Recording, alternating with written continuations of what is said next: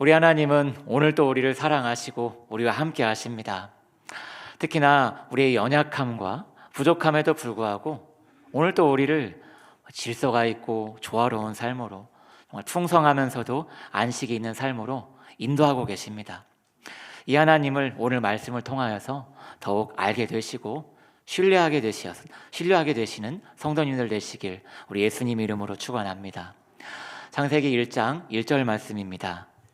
함께 읽으시겠습니다. 태초에 하나님이 천지를 창조하시니라. 아멘. 하나님께서는 세상을 사람을 위해서 창조하셨습니다. 첫째 날에 창조하신 빛부터 여섯째 날에 창조하신 짐승들까지 이 모든 것들은 천사에게는 필요 없습니다. 하나님에게도 필요하지 않습니다. 지구의 모든 창조물들은 사람의 생존과 사람의 삶을 위한 것입니다. 즉, 이 세상은 하나님이 나를 위해서 지으신 것입니다. 그래서 우리는 그 모든 것들을 보면서 감사하며 기뻐하며 살아갑니다. 더 나아가서 나를 위해서 태초부터 이 거대한 세상을 지으신 하나님께서 오늘은 어떤 일을 하실 것인가, 이것을 기대하며 살아갑니다.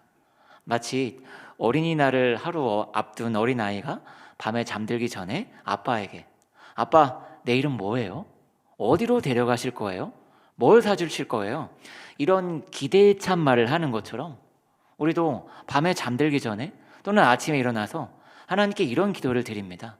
하나님 아버지, 오늘은 나에게 무엇을 주시려 하시나이까? 하나님의 어떤 아름다움을 보여주실 것이며 하나님의 어떤 부요하심을 내게 베푸실 것입니까? 정말로 이런 기대에 찬 기도를 드리는 복된 삶을 우리에게 허락하신 하나님 아버지를 찬양합니다. 창세기 1장 26절 전반부 말씀을 함께 읽으시겠습니다. 하나님이 이르시되 우리의 형상을 따라 우리의 모양대로 우리가 사람을 만들고. 아멘. 또한 하나님은 사람을 귀하게 지으셨습니다. 하나님의 형상대로 지으시고는 하나님의 숨결을 불어넣으셔서 하나님과 교제할 수 있는 영적인 존재로 지으셨습니다. 이 큰 복을 바로 우리가 받은 것입니다. 그래서 우리는 하나님을 아버지라 부르면서 아버지에게 내 사정을 토해내고 그 창조주, 그 전능하신 하나님에게 이 내 작은 나의 필요를 말씀드리며 하나님의 도움을 구하며 살아갑니다. 또한 찬양과 기도를 통해서 하나님과 교제하며 예배를 통해서 하나님의 하나님 되심을 봅니다. 말씀을 통해서 날 아끼고 날 지으신 하나님의 깊은 사랑과 끝없는 그 거룩하심을 보게 되고, 그럴 때마다 우리는 하나님과의 더 깊은 관계 속으로 들어갑니다. 이 관계, 이렇게 하나님과의 영적인 교제를 누리는 것이 우리가 받은 특권입니다. 세상 사람은 이거를 모릅니다. 그래서 그들은 신들에게 원하는 것이 정해져 있습니다. 문제 해결해 주세요. 안전하게 지켜주세요. 노후를 보장해 주세요. 이렇게 눈에 보이는 것들이 원하는 것의 전부입니다. 그러나 우리는 다릅니다. 우리는 눈에 보이지 않는 하나님과의 관계를 가장 소중히 여깁니다. 그 관계로 인해서 만족하고 그 관계를 위해서 살아가는 큰 복을 우리가 받았습니다. 이 귀한 복을 우리에게 거저주신 하나님 아버지를 찬양합니다. 1장 28절 말씀 함께 읽으시겠습니다. 하나님이 그들에게 복을 주시며 하나님이 그들에게 이르시되 생육하고 번성하여 땅에 충만하라. 땅을 정복하라. 바다의 물고기와 하늘의 새와 땅에 움직이는 모든 생물을 다스리라 하시니라. 아멘. 우리를 귀하게 지으시고는 그리고 사람을 통해서 세상을 다스리게 하십니다. 세상의 모든 자원들을 억압하고 빼앗고 파괴해서 사람만 잘되게 하는 그런 다스림 아닙니다. 사람뿐만 아니라 세상 모든 것들도 생육하고 번성하고 충만하게 만드는 복된 다스림입니다. 바로 이 부분이 우리에게도 적용됩니다. 하나님은 우리를 통해서도 복을 흘려보내려 하십니다. 바로 나를 통해서, 이 나를 통해서 하나님의 생명과 그 부요함과 충만함을 내가 만나는 모든 사람과 내가 가는 모든 장소에 흘려보내길 원하십니다. 바로 아브라함에게 하셨던 것처럼요. 본문에 쓰여 있는 아브라함에게 역사하신 하나님을 통해서 과연 내가 맡은 복의 통로의 역할이 무엇인지, 복의 통로가 무엇인지, 그래서 내가 무엇을 해야 하는지 이것을 오늘 전하려 합니다. 세상이 많이 어렵습니다. 많은 사람들의 삶이 많이 어렵습니다. 그래서 이 세상을 위한 복의 통로가, 그래서 이때 복의 통로로 우리를 세우신 것입니다. 하나님께서 오늘 말씀을 통하여서 우리 모두를 복의 통로로 더욱 귀하게 세워주시길 소망합니다.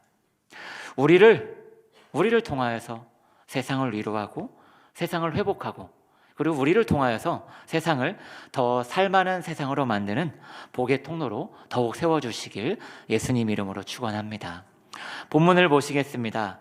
12장 1절 말씀 함께 읽으시겠습니다.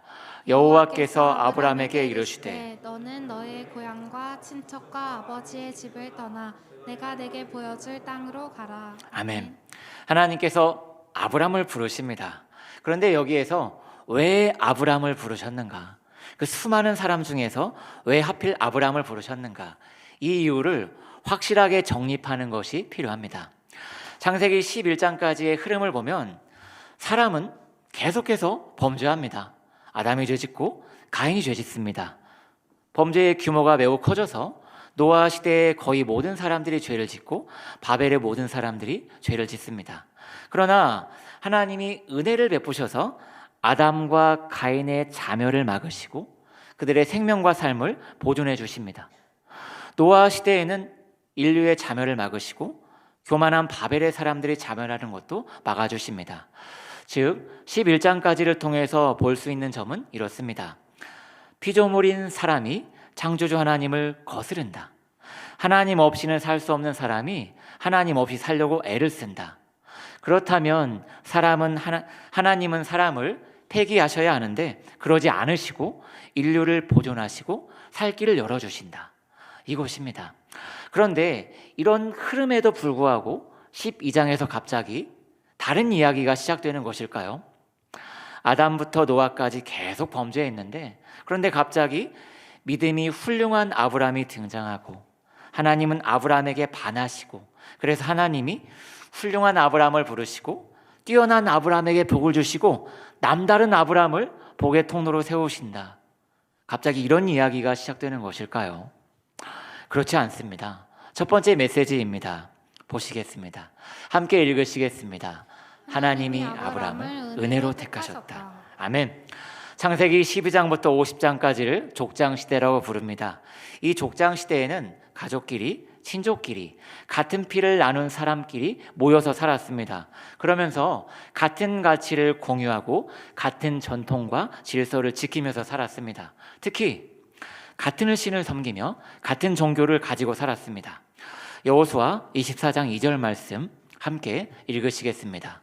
여호수아가 모든 백성에게 이르되 이스라엘의 하나님 여호와께서 이같이 말씀하시기를 옛적에 너희의 조상들 곧 아브라함의 아버지 나홀의 아버지 데라가 강 저쪽에 거주하여 다른 신들을 섬겼으나. 아멘. 데라는 아브라함의 아버지입니다. 그리고 데라와 그 조상들은 하나님이 아니라 다른 신을 섬기고 있었습니다.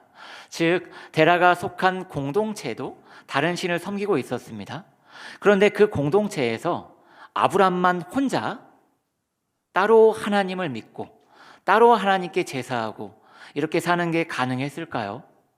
공동체의 모든 구성원들이 다른 신에게 제사를 드리고 있는데 아브라함 혼자만 그 제사를 외면하고 따로 떨어져서 하나님께 무릎으로 기도하고 있고, 이런 일을 허용하는 공동체가 과연 그 당시에 있었을까요?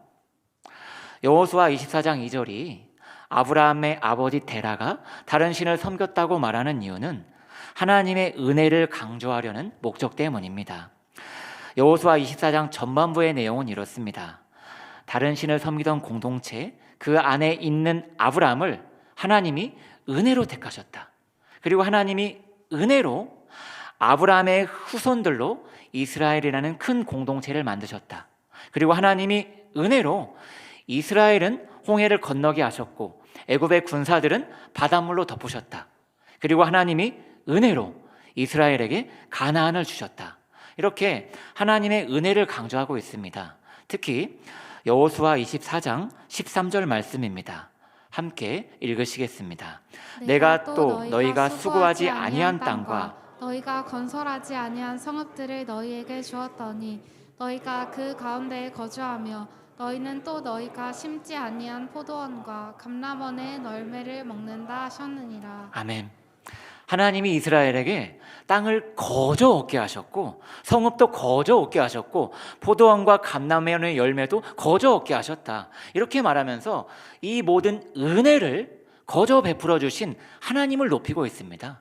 그리고 그 은혜를 베푸시기 위해서 아브라함이라는 한 인물을 부르는 장면이 본문 1절입니다. 본문이 말하는 것은 아브라함이 대단하기 때문에 하나님이 아브라함을 택하실 수밖에 없었다는 이런 의미가 아닙니다. 하나님이 아브라함을 은혜로 택하셨다는 말입니다. 그런데 하나님의 은혜는 택하심에서 멈추지 않습니다. 택하신 후에도 여전히 은혜를 베푸십니다. 본문 12장 2절과 3절 말씀을 함께 읽으시겠습니다. 내가 너로 큰 민족을 이루고 내게 복을 주어 내 이름을 창대하게 하리니 너는 복이 될지라.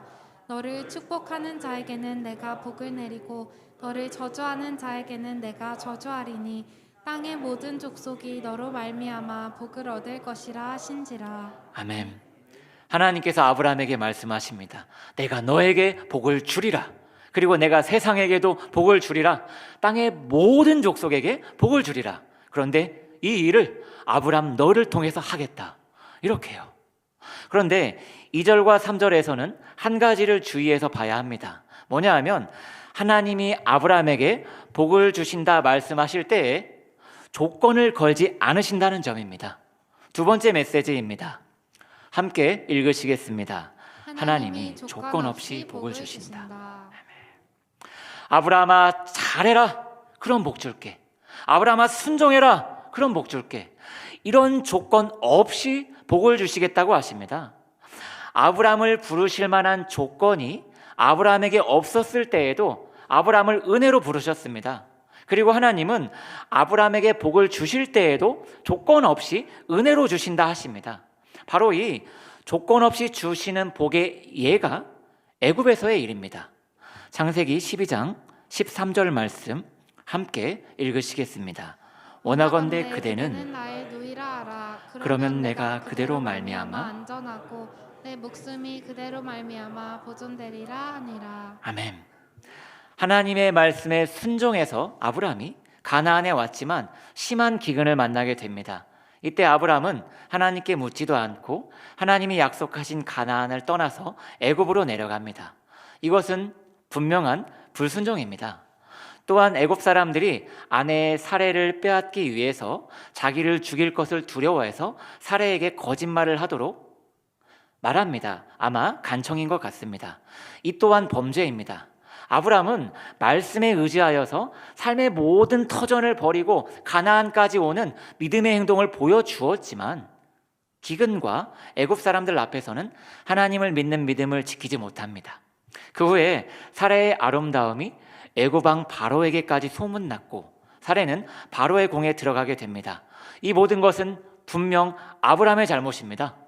그러나 이 상황에서 하나님은 심판을 아브라함이 아니라 바로의 집에 내리십니다.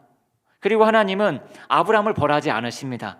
오히려 이 일로 인해서 아브라함은 많은 가축과 노비를 얻어서 사레와 함께 애굽에서 안전하게 떠나게 됩니다. 이 일을 통해서 알 수 있듯이 본문 2절과 3절은 아브라함이 잘해야 순종해야 그래야 복을 주시겠다는 그런 말이 아니라 조건 없이 복을 주신다는 말입니다. 그런데 조건 없이 복을 주시는 하나님을 보면서 우리는 이런 생각을 할 수 있습니다. 조건 없이 복을 주신다? 못해도 주신다? 그러면 순종하지 않아도 되겠네? 이런 생각이요. 이런 생각을 하게 되는 이유는 복에 대한 이해를 잘못하고 있기 때문입니다. 본문에서 말하는 하나님이 주고자 하시는 복이 무엇일까요? 물론 창세기 1장에서 말씀하신 생육하고 번성하고 충만해지는 복이 포함됩니다. 이 안에는 건강, 경제, 관계, 안전 모든 복들이 다 포함됩니다. 그러나 현실적으로 보면 늘 적용이 되는 건 아닌 것 같습니다. 아브라함에게 말씀하신 조건 없이 복을 줄게, 이 말씀은 하나님의 모든 백성에게도 적용됩니다. 그러나 예수님 믿고 하나님 자녀가 된 모든 믿음의 사람들이 다 부자가 되는 건 아닙니다. 다 건강해지는 거 아닙니다. 다 성공하게 되는 거 아닙니다. 예수님 믿어서 사업이 더 번성하고 더 건강해지고 더 성공적인 삶을 사는 사람들도 분명히 있지만 그렇지 않은 사람들도 분명히 있습니다.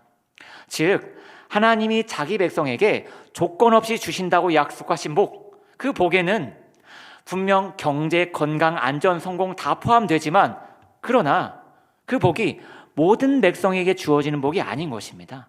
복의 핵심이 아닌 것입니다. 그렇다면 본문이 말하는 복의 핵심이 무엇일까요? 하나님께서 아브라함을 비롯해서 모든 믿는 자에게 조건 없이 반드시 주시는 그 복이 무엇일까요?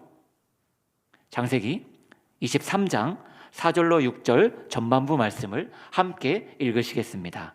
나는 당신들 중에 나그네요. 거류하는 자이니 당신들 중에서 내게 매장할 소유지를 주어 내가 나의 죽은 자를 내 앞에서 내어다가 장사하게 하시오. 헷 족속이 아브라함에게 대답하여 이르되 내 주여 들으소서. 당신은 우리 가운데 있는 하나님이 세우신 지도자이시니. 아멘. 사라가 127세를 살고 죽습니다. 그 후에 아브라함이 사라를 장사 지낼 굴을 구합니다. 그런데 이때 아브라함이 자기를 뭐라고 소개했습니까? 맞습니다. 나는 나그네요. 나그네라 소개합니다. 이것을 먼저 기억하시기 바랍니다. 그리고 자기를 나그네라고 소개한 아브라함을 보고 헷족 속 사람들이 뭐라고 합니까? 당신은 하나님이 세우신 지도자시니. 이 두 가지가 오늘 본문이 말하는 복의 핵심입니다. 다음 화면을 보시겠습니다. 아브라함은 나그네요. 떠돌아다니는 자요. 가나안을 왔다 갔다 하는 사람입니다. 헷족 속 사람들은 아브라함 당신은 하나님을 보여주는 사람, 하나님의 사람입니다. 네, 감사합니다. 네, 이게 본문의 핵심입니다. 족장 시대에는 한 사람이 가진 부를 평가하는 방법은 주로 땅입니다. 땅을 얼마나 소유했는가, 이 땅이 바로 그 사람의 기업이며 그 사람이 가진 부입니다. 그런데 아브라함은 많은 재산, 많은 노비, 많은 병사, 많은 가축들을 소유한 것 같지만 그가 가진 기업은 사라를 장사 지낸 굴 하나밖에 없습니다. 하나님의 부르심을 받은 후로 엄청난 복을 약속받고서 나는 남은 평생을 약속의 땅에서 보냈지만 그가 받은 기업은 막벨라 굴 하나입니다. 그런데 그 굴이 하나님이 아브라함에게 약속하신, 조건 없이 주겠다 약속하신 복의 전부일까요? 성도 여러분, 하나님께서 아브라함에게 주신 복의 핵심은 헷족 속 사람들이 말했던 것처럼 하나님 자신입니다. 아브라함이 가나안에 왔지만 아브라함은 한 군데에 정착하지를 않습니다. 계속해서 왔다 갔다 합니다. 계속 이동합니다. 그런데 아브라함은 그렇게 오고 가면서 자기를 통해서 하나님을 드러냅니다. 헷족 속 사람들이 아브라함에게 당신은 하나님이 세우신 지도자시니 이렇게 말한 것은 아브라함을 통해서 하나님을 보게 되었다는 말입니다. 또한 21장 22절 말씀입니다. 함께 읽으시겠습니다. 그때 아비멜렉과 그 군대장관 비골이 아브라함에게 말하여 이르되 내가 무슨 일을 하든지 하나님이 너와 함께 계시도다. 아멘. 블레셋 왕 아비멜렉과 군대장관 아브라함을 찾아와서 하는 말이 뭡니까? 하나님이 너와 함께 계시는 것을 아노라. 이렇게 말한 것은 아브라함을 통해서 하나님을 보게 되었다는 말입니다. 이 외에도 아브라함이 애굽에 들어가서 사례를 누이라 속였다가 사례가 바로의 궁에 들어가게 되었지만 그 일로 인해서 바로와 그 집의 모든 사람들이 하나님을 알게 됩니다. 또한 아브라함이 그랄에 가서 그곳에서도 사라를 누이로 속였다가 사라가 그랄 왕의 궁에 들어가게 되었는데 그 일로 인해서도 그랄의 왕과 왕궁의 모든 사람들이 하나님을 두려워하게 됩니다. 이렇게 아브라함이 가는 곳마다 만나는 사람마다 하나님을 알게 되고 보게 됩니다. 이것이 바로 하나님이 아브라함에게 약속하신 복의 핵심입니다. 세 번째 메시지입니다. 함께 읽으시겠습니다. 약속하신 복의 핵심은 하나님이시다. 성도 여러분, 아브라함은 하나님의 부르심을 받은 후에, 특히 본문에 있는 조건 없이 복을 주신다는 약속을 받은 후에 계속해서 나그네처럼 왔다 갔다 하며 살았습니다. 어디 정착해야 부가 더 클 것인데 그러지 않았습니다. 그런데 그렇게 계속 왔다 갔다 떠돌아다니면서 한 일이 무엇입니까? 그에게 남은 것은 막벨라굴 하나뿐인데 과연 아브라함이 받은 복이 무엇입니까? 아브라함, 그가 가는 곳마다 하나님이 드러났습니다. 만나는 사람마다 하나님을 보게 되었습니다. 이게 바로 하나님이 아브라함에게 약속하신 복의 핵심입니다. 이 복이 신약시대에서는 어떻게 드러날까요? 구약에서는 이스라엘이 하나님의 백성의 역할을 맡았습니다. 그리고 이스라엘의 시작이 본문의 아브라함입니다. 그리고 신약에서는 교회가 하나님의 백성의 역할을 맡았습니다. 그리고 교회의 시작은 초대교회를 통해서 볼 수 있습니다. 그럼 아브라함에게 주신 복이 초대교회에 어떻게 적용되었을까요? 사도행전 2장 44절 45절 말씀 함께 읽으시겠습니다. 믿는 사람이 다 함께 있어 모든 물건을 서로 통용하고 또 재산과 소유를 팔아 각 사람의 필요를 따라 나눠주며. 아멘. 역사적으로 가장 아름다운 공동체의 모습을 꼽으라면 초대교회일 것입니다. 가장 뜨겁고 가장 거룩한 공동체, 특히 가장 성령 충만한 공동체, 초대교회입니다. 그리고 초대교회의 큰 특징 중 하나가 방금 읽은 말씀에 쓰여 있습니다. 성도들이 밭도 팔고 집도 팔고 다 팔아서 헌금합니다. 그러면 그 헌금을 가지고 각 사람의 필요에 따라서 나눠줍니다. 그래서 그 중에 가난한 자가 없었습니다. 물론 자기의 것을 팔아서 서로 나누며 사는 것은 하나님께서 초대교회에 주신 방식입니다. 지금의 시대에는 어울리지 않습니다. 그런데 사도행전이 초대교회의 모습을 통해서 말하려는 것이 무엇일까요? 현실적으로 보면 가진 거 다 팔아서 헌금하고 필요할 때마다 돈을 타서 쓰고, 이것은 진짜 가난한 사람에게는 유익하지만 부유한 사람이나 대부분의 사람에게는 손해입니다. 내 것이 없어지는 것이기 때문에 경제적으로 부유해지는 게 아니라 손해를 보는 것입니다. 그렇다면 사도행전이 말하는 바가 무엇일까요? 그것은 성도들이 다 팔아서 나누며 섬기며 살아가는 모습을 통해서 세상 사람들에게 하나님을 보여준다는 것입니다. 세상이 돌아가는 기본 원리는 내가 남보다 뛰어나야 돈을 더 법니다. 내가 남보다 더 나은 사람이 되어야 시험에 합격하고요, 남보다 더 인정받을 일을 해야 내 앞길이 보장됩니다. 이게 세상입니다. 그런데 초대교회 사람들은 그런 삶을 살아야 할 필요성을 느끼지 못했던 것입니다. 남보다 더 나아야 남보다 더 재정이 탄탄해야, 그래야만 사는 세상 사람들과는 다르게 가지지 않아도 하나님으로 부여했기 때문에, 남들보다 나은 점이 없어도 자기 안에 계신 예수 그리스도로 부여했기 때문에 가진 거 다 팔아서 서로 통용하며 사는 전에 없던 삶을 살았던 것입니다. 그리고 그 모습을 보면서 세상 사람들은 하나님을 본 것입니다. 저렇게 사는 건 불가능해. 말도 안 돼. 그런데 저들은 뭐가 다르길래 저렇게 살 수 있는 거지? 아, 저들이 바로 하나님을 믿는 사람들이구나. 하나님이 저들과 함께 계시기 때문에 저들이 저런 삶을 살아가는 거구나. 초대교회 성도들은 하나님이 아브라함에게 약속하신 복을 제대로 받은 것입니다. 하나님을 드러내는 복을 제대로 받은 것입니다. 그래서 그 복을 받아서 팔아서 나누며 섬기며 통용하며 살면서 하나님을 드러냈습니다. 그렇게 살았더니 그들에게 어떤 일이 일어납니까? 사도행전 2장 47절 말씀 함께 읽으시겠습니다. 하나님을 찬미하며 또 온 백성에게 칭송을 받으니 주께서 구원받는 사람을 날마다 더하게 하시니라. 아멘. 구원받은 사람이 날마다 매일매일 계속해서 더해졌습니다. 성도 여러분, 초대교회 성도들을 통해서 사도행전이 말하는 바는 다 팔고 교회에 모여라, 이게 아닙니다. 초대교회 성도들은 그들의 삶을 통해서 하나님을 드러내는 복을, 그 진짜 복을, 그 참된 복을 넘치게 받았다는 이것을 말하고 있습니다. 성도 여러분, 아브라함에게 조건 없이 주겠다 약속하신 복은 건강, 경제, 안전, 성공 당연히 포함됩니다. 그러나 그 복의 핵심은 하나님을 드러내는 복입니다. 아브라함이 어딜 가든지 하나님이 드러나며 누굴 만나든지 하나님을 알게 되는 복. 이 귀한 복을 하나님이 아브라함에게 조건 없이 주신 것입니다. 그래서 아브라함이 가는 곳마다 하나님 드러났고 만나는 사람마다 하나님을 알게 됩니다.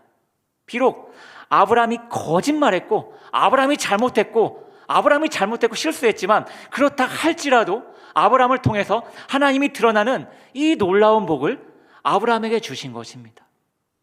초대교회는요, 하나님은 아브라함에게 약속하신 복을 초대교회 성도들에게도 넘치게 베푸신 것입니다. 그래서 성도들이 모일 때마다 하나님이 드러났으며 성도들이 만나는 사람마다 하나님을 보게 된 것입니다.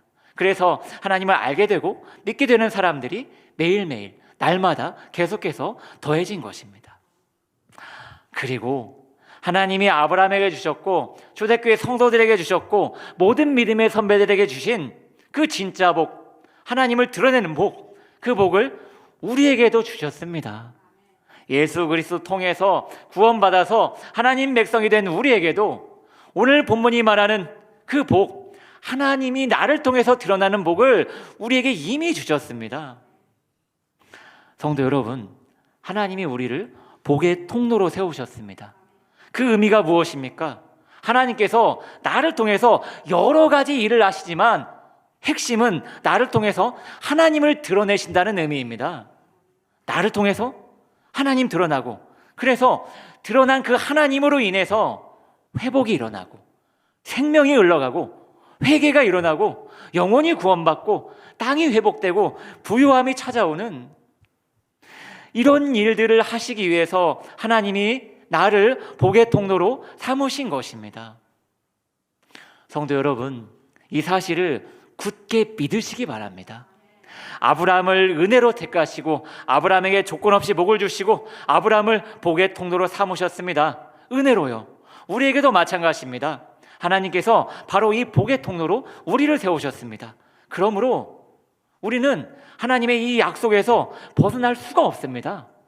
설령 내가 부족해도, 내가 실망스러워도, 내가 걸어온 길이 자랑스럽지 못해도, 또 그 어떤 단점과 한계가 나를 지금 너무도 올가매고 있더라도 그럼에도 하나님은 지금의 나를 통해서, 이 나를 통해서 하나님을 드러내시고 드러난 하나님을 통해서 내가 만나는 모든 지경에 복을 베푸실 것입니다.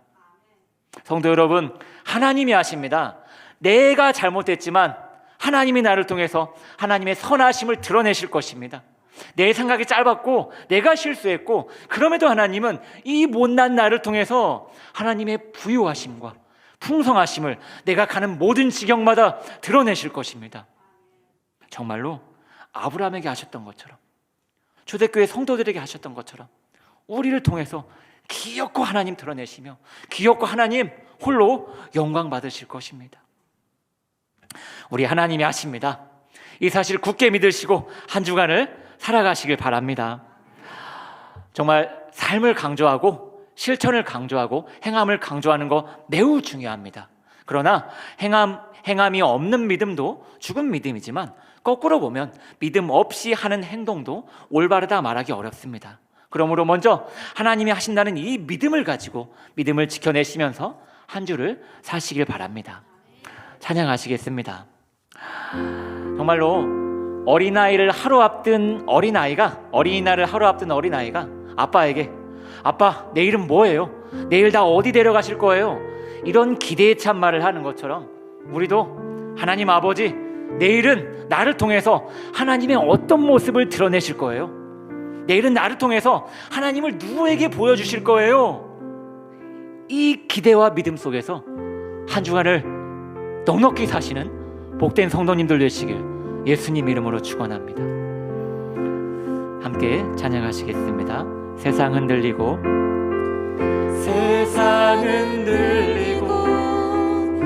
사람들은 변하여도 많은 주를 섬기니 주님의 사랑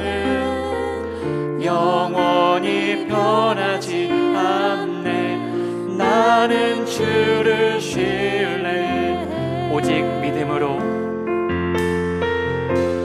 오직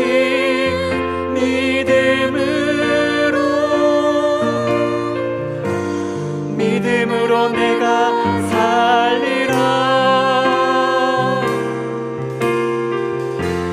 오직 믿음으로 우리 2절 찬송합니다. 믿음 흔들리고 믿음 흔들리고 사람들 주를 떠나도 나는 주를 섬기리 주님의 나라는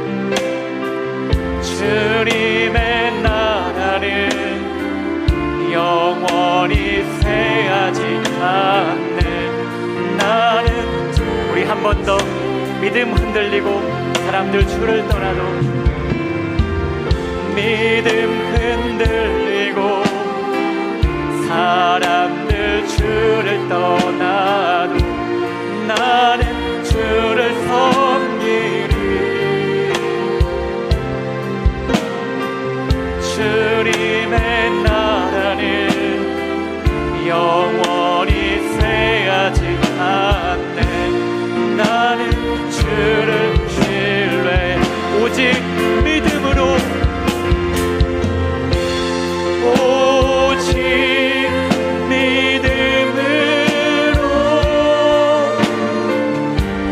믿음으로 내가 살리라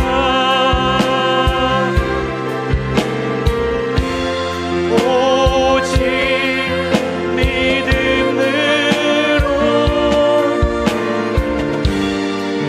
믿음으로 내가 오직 믿음으로 살아갑니다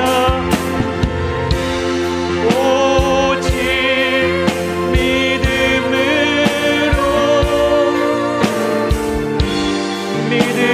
내가 살리라 오직